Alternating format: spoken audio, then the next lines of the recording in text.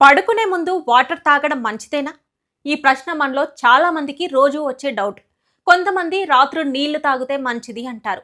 మరికొంతమంది అస్సలు తాగకూడదు అంటారు. అసలు తాగాలా వద్దా? ఎక్స్పర్ట్స్ ఏమంటున్నారో తెలుసుకుందాం. Welcome to Mamata Reddy talks.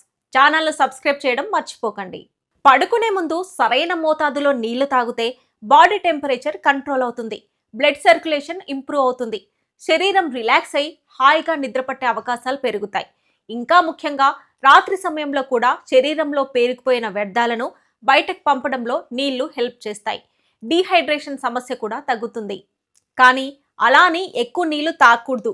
ఎక్కువగా నీళ్లు తాగితే మాటిమాటికి యూరిన్కి వెళ్లాల్సి వస్తుంది.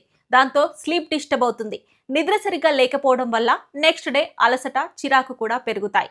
అందుకే నిద్రకు కనీసం 1 నుంచి 2 గంటల ముందే నీళ్లు తాగేసి యూరిన్కి వెళ్ళి పడుకోవడం బెటర్ అని ఎక్స్పర్ట్స్ చెప్తున్నారు.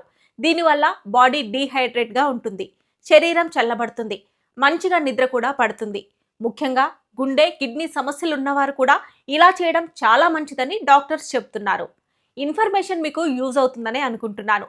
Thanks for watching.